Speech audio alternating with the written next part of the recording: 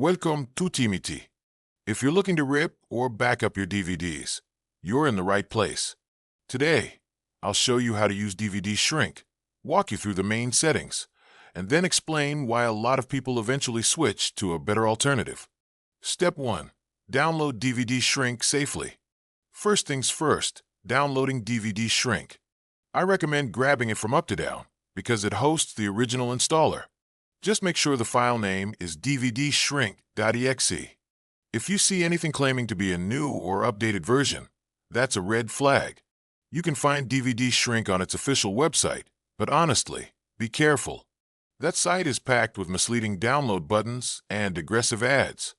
Quick reminder, DVD Shrink stopped official development around 2004. So versions labeled 2010, 2014, or 2020, yeah, those are fake. Step 2. Install and load your DVD. Once you've got the installer, double-click the exe. Click Next, choose your folder, and you're good to go. Now pop your DVD into the drive and open DVD Shrink. Click Open Disk, select your DVD drive, hit OK, and let it analyze the disk. You can also load DVD folders or ISO images, but for most people, Open Disk is the way to go. Step 3. Understanding the interface. After analysis, you'll see the DVD structure on the left, menus, main movie, extras, all that stuff. Click the plus icon to expand everything. Most of the time, the main movie is what you want.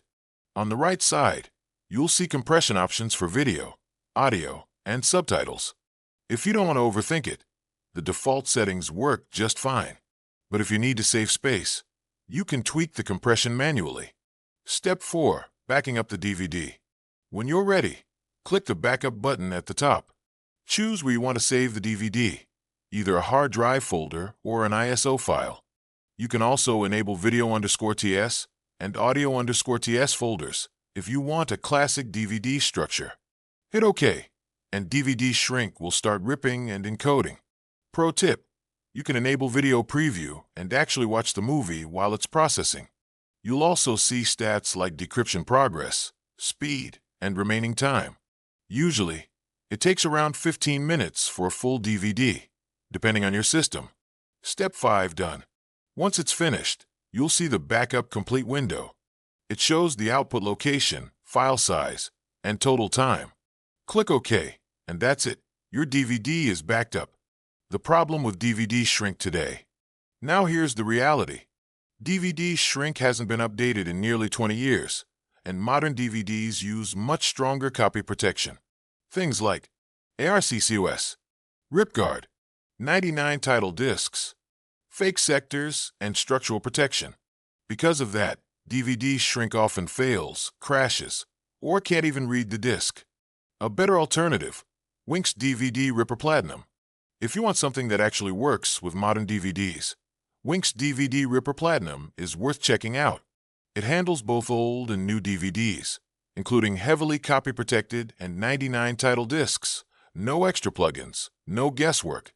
You can back up DVDs 1:1 with full quality. Convert them to MP4, HEVC, or H.264. Keep subtitles, audio tracks, and chapters intact. And thanks to GPU acceleration, ripping is way faster, while your CPU stays cool. If you're serious about building a digital DVD library in 2025, this is honestly the smoother option. That's it for this tutorial. If this helped, drop a like, subscribe for more guides like this, and I'll see you in the next one.